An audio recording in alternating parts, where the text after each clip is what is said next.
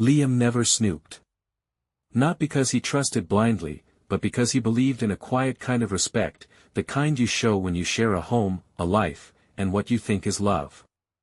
That day, all he wanted was the old gray suitcase they kept in the upstairs closet, the one with the busted zipper he used every time he traveled for work. It was buried under a pile of designer shoeboxes, her collection, stacked like a shrine to an image she crafted. When he bent to move them aside, something caught his eye, a small, leather-bound notebook wedged behind a shoebox labeled Spring Gala. It wasn't dusty, hadn't been there long. The leather was worn in a way that said it was used often. Madison's initials, MC, were pressed into the bottom right corner in gold. He sat down right there on the carpet, legs crossed, heart strangely still. He told himself it was just a journal, maybe something private, maybe innocent. But his fingers didn't stop. The cover creaked slightly as it opened, revealing looping cursive writing, so familiar and yet suddenly foreign. At first, it didn't register. She wrote about a man named Ryan. Mentions of coffee shops and late-night drives. Then her tone shifted. The details weren't vague. She didn't leave things to the imagination. She chronicled everything, moments soaked in intimacy, twisted with anticipation and excitement. Pages that dripped with lust, not love. And never for Liam. She described the thrill of secrecy, of watching Liam leave for his 7 a.m. train while Ryan circled the block to park out front. She wrote about the excuses she used, the yoga classes she never attended, the fake migraines that bought her hours alone, the fake warmth she saved just enough of to keep Liam unsuspecting. She was proud of the lies, even amused. Her words laughed at him, called him sweet, safe, boring. Somewhere in the middle of the third entry, she wrote that she only married him because he was stability in human form. A solid pension, zero drama, and predictable enough to build an empire around without interruption. She called it securing the bag. Every word after that tore something inside him. She talked about faking affection when they were with friends, mimicking love during holidays, offering just enough physical closeness to keep up appearances. To her, their life was a game of careful optics, and he was just a stage prop. What shook him most weren't the betrayals. It was the sheer premeditation of it all. This wasn't a mistake or a moment of weakness. It was a strategy, calculated and cold.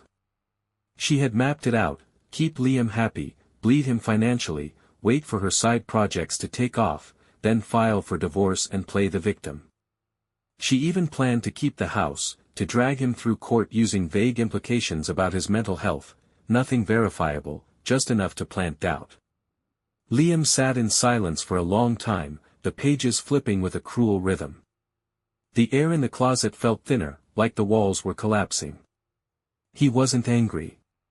Not yet. What he felt first was disbelief, then humiliation, then a slow-building ache that started in his gut and climbed up his throat. She had turned their marriage into a performance. And he had been the fool clapping from the front row. He read the last few entries, each one more venomous than the last.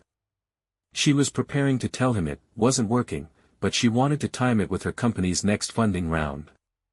She had even written a mock speech to rehearse, one where she cried, told him she lost herself, and claimed it wasn't about anyone else. He didn't cry. He didn't rage. He didn't even shake.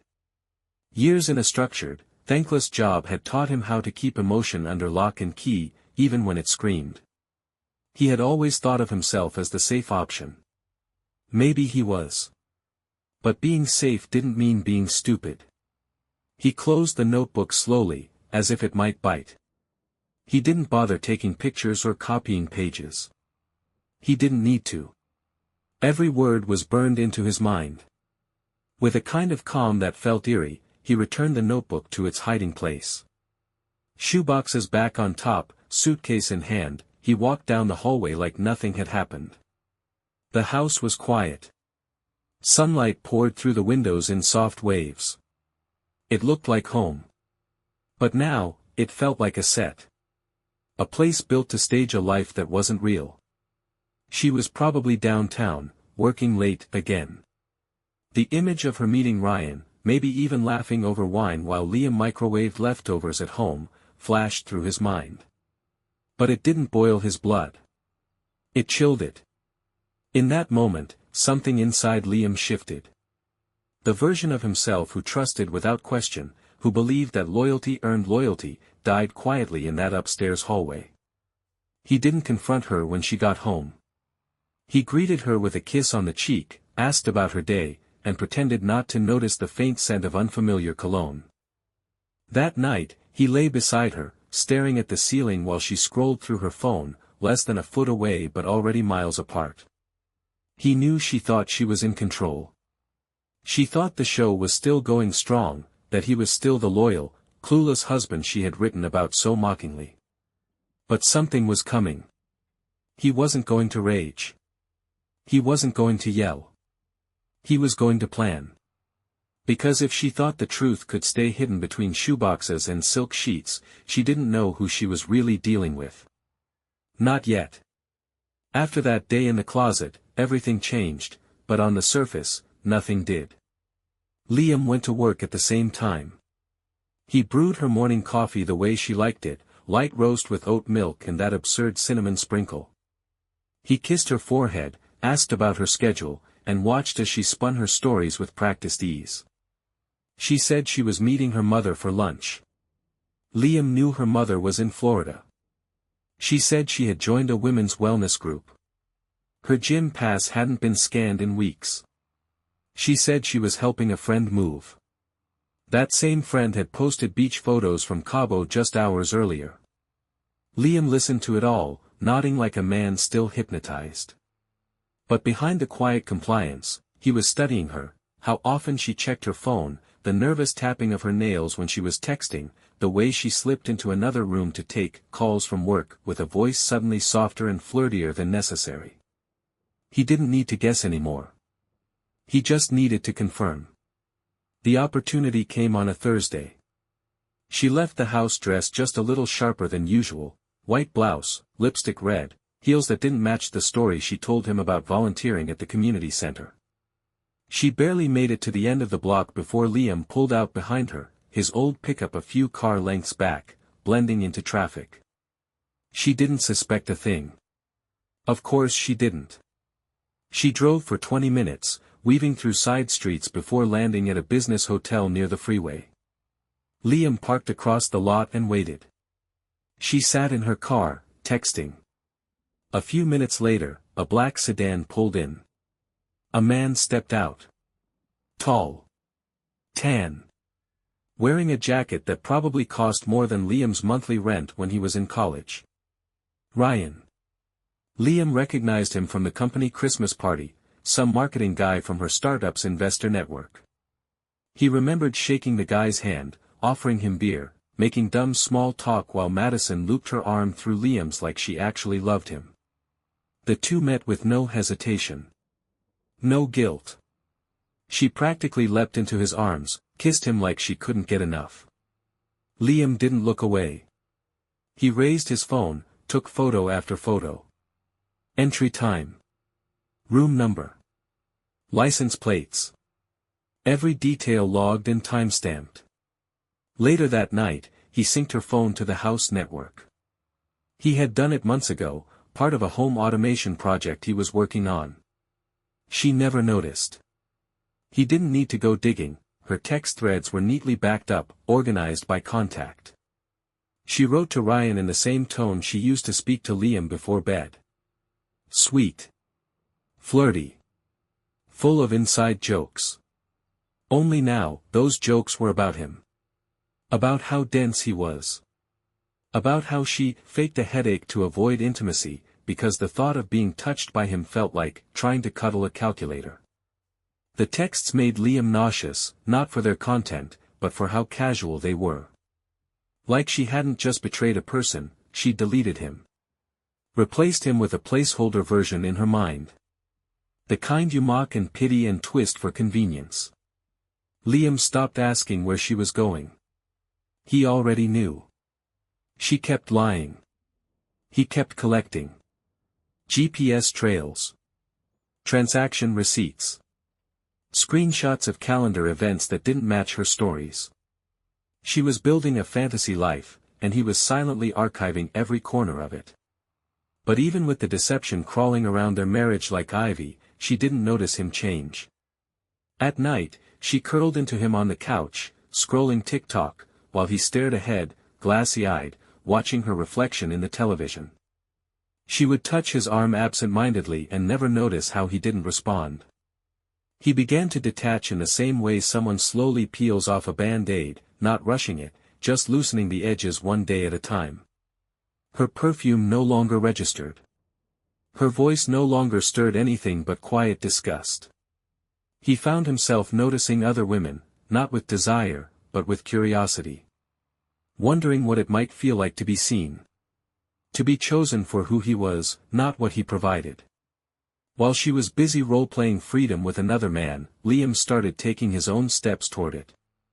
He met with a financial advisor under the guise of work development.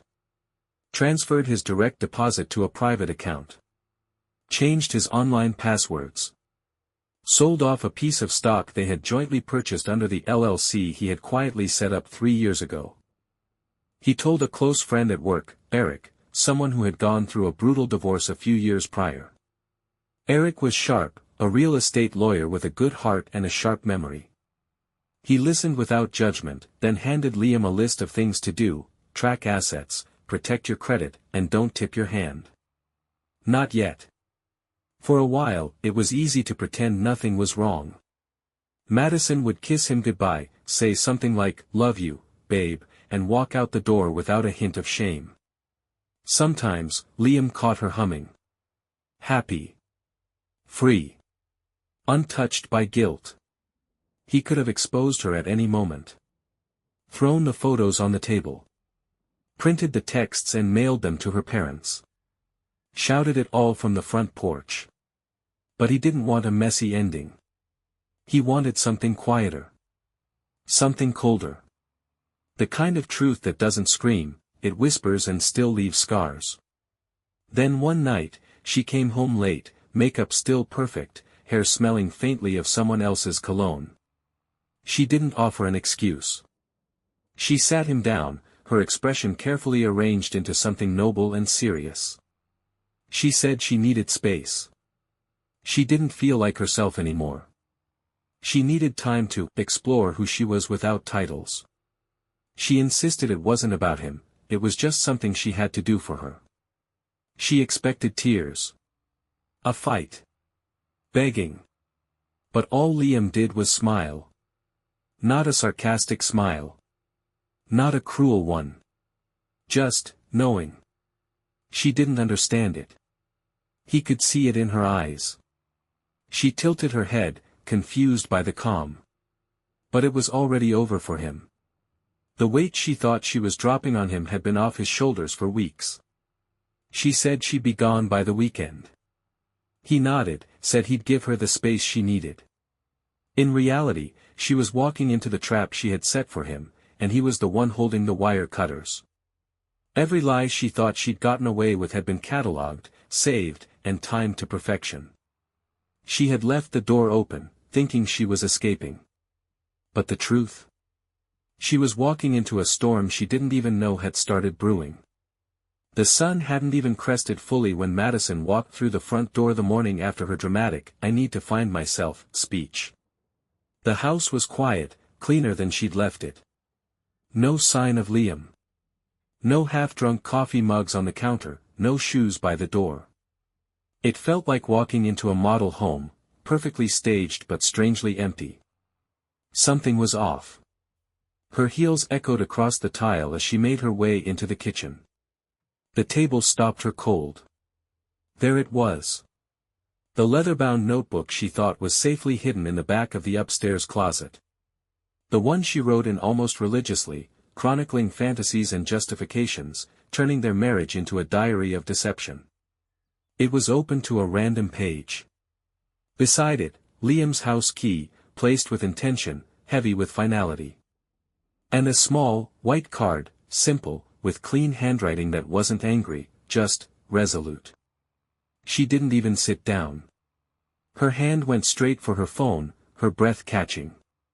She called him once. Twice. 3 times. Voicemail. Texted him paragraphs. Sent a string of emojis and apologies, pretending it was all a misunderstanding, a creative writing project, a joke taken out of context. Panic set in fast, tumbling through her gut like stones in a dryer. She moved through the house, calling his name, checking the bedroom, the closets, the garage. Gone. No clothes. No computer. No documents. Even the framed photos of their wedding, missing. Just pale rectangles on the wall where memories used to hang. Meanwhile, Liam sat on a balcony across town, sipping coffee slowly as sunlight filled the quiet condo he'd purchased 6 months prior under his cousin's name. It was clean, modern, and not haunted by betrayal. He watched his phone buzz in silence. He didn't need to read the messages. He already knew the pattern: confusion, bargaining, desperation, denial. The real storm had only just begun. That afternoon, an anonymous blog post began circulating through the small network of tech professionals, wellness influencers, and startup founders that Madison called her tribe. No names were used. No locations. But the details were unmistakable to anyone who knew her world. It was titled, simply, The Notebook. It read like fiction at first, entries from a woman who described marrying a man she didn't love, a man she called her security plan. She wrote about her secret affair with a fellow professional, describing the thrill of hotel rooms, office desks, and conference calls that became intimate rendezvous. She described using fake self-care routines as cover, how she manipulated her partner into believing she was still invested while draining him emotionally and financially. People clicked. People shared. And slowly, pieces began to fall into place. Madison's closest friends, the ones she always invited for wine nights and weekend retreats, stopped replying to her messages. Some blocked her outright. One quietly unfollowed her on every platform after commenting under the blog post, "If this is who I think it is, I'm done." It didn't take long for it to reach her workplace. An anonymous email tipped off her HR department. No accusations, just a link and a suggestion that the writing seemed familiar. A junior associate recognized a phrase Madison had once jokingly said at lunch about climbing the ladder with heels and secrets. The investigation was quiet, but swift. Someone forwarded screenshots of texts she had sent from her work phone. Another found hotel receipts filed under client meetings. The company had a reputation to protect. And she had just become a liability. But that wasn't the final blow. Ryan, her partner in betrayal, had been a ghost for weeks. They'd grown distant lately, and now Madison realized why. He hadn't just disappeared from her inbox. He had disappeared from the office. Liam's quiet leak of the diary had taken one final detour, directly to Ryan's wife. She had no idea. Until now. The file landed in her inbox late one evening, sent from an anonymous account with nothing but a PDF and a subject line, "You deserve the truth." Ryan's wife read every word. The hotel meetups. The graphic descriptions of moments stolen during work hours. The careless mocking of her existence, referenced casually by Madison as his decorative burden. She didn't scream. She didn't cry. She forwarded the file to Ryan's boss, their HR director, and the board of directors. The fallout was instant. Ryan was escorted from his office within 48 hours. The company released a vague public statement about ethics violations and terminated his contract. By the end of the week, Madison's world had collapsed in on itself. Her social circle. Ghosted. Her job. Suspended pending further investigation. Her affair. Imploded. And the man she thought would crumble under her departure. Nowhere to be found. Back in his new place, Liam watched from a distance as her carefully curated life unraveled. He didn't gloat. He didn't blast it on social media. His name never surfaced, and he preferred it that way. The only thing louder than revenge is silence, when the truth speaks for itself. He kept the original diary in a locked drawer. Not for leverage. Not for nostalgia. Just as a reminder. Not of her betrayal, but of his awakening. Because sometimes the cleanest revenge doesn't involve confrontation. It involves showing someone exactly who they are, and letting the world decide what comes next. And this time, the world had spoken. After the blog post went viral and her life began to crumble, Madison did what manipulators often do when cornered: she tried to rewrite the story. She told anyone who would listen that she had been emotionally abandoned. Claimed Liam was cold, inattentive, obsessed with routine. She painted their marriage as a cage and herself as the bird that finally found the courage to escape.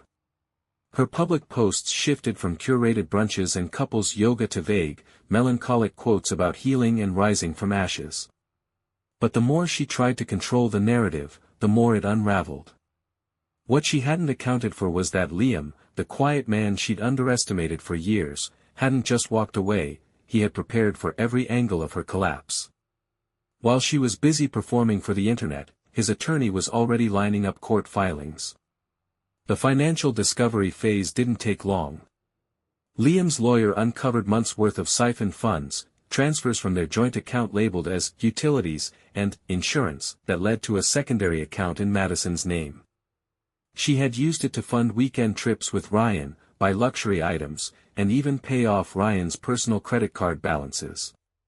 Worse still, she had falsified household expenses, submitting fake invoices to justify moving money without raising suspicion.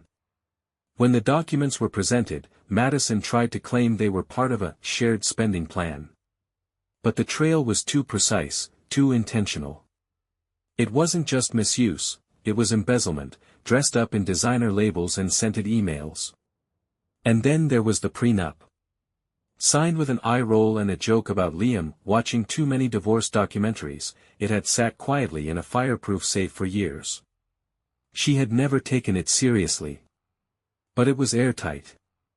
It included a clause that voided spousal support in the event of proven infidelity. And thanks to her own handwriting, the diary, there was proof in spades. The ruling was swift. Madison received nothing. Not the house. Not Liam's pension. Not even the car, which had been in his name the whole time. The judge enforced the agreement in full, and the adultery clause sealed the fate of any alimony claims.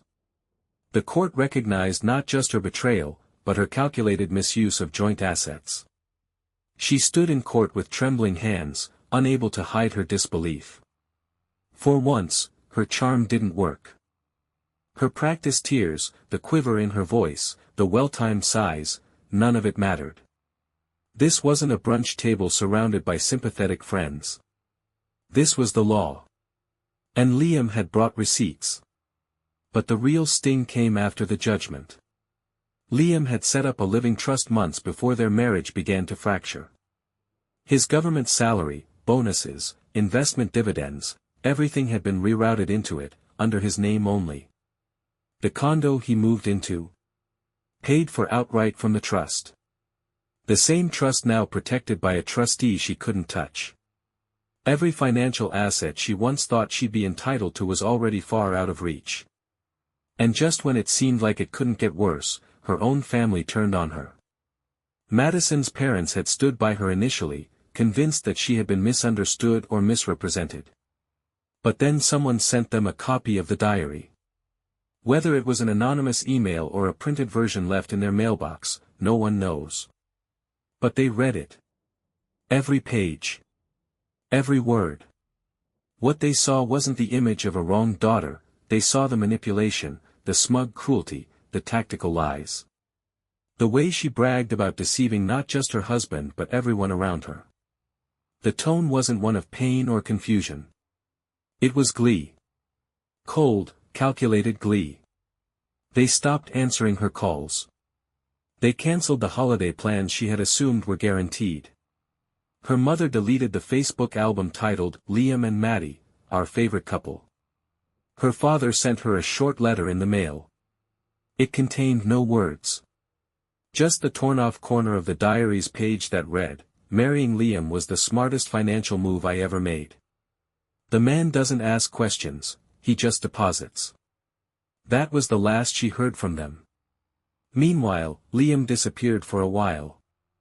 No social media updates. No court motions. No public rebuttals. He packed a backpack and left town, headed north toward the mountains, off-grid, where the only sounds were pine needles under boots and the wind whispering through tall trees.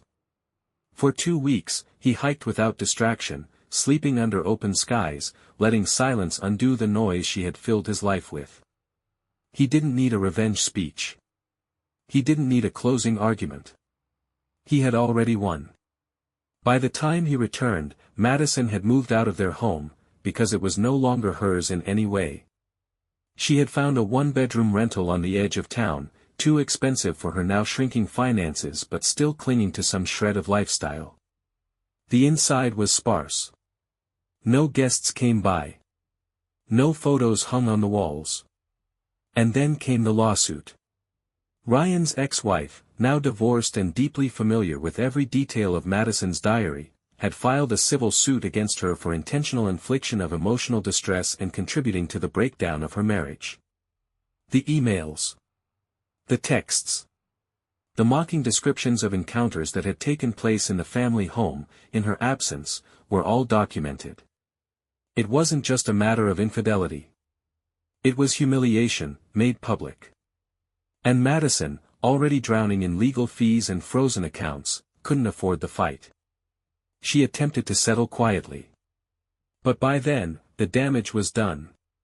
Her name had become a whispered cautionary tale, a reminder that masks crack and truth has a way of crawling out, even from between silk sheets and expensive facades.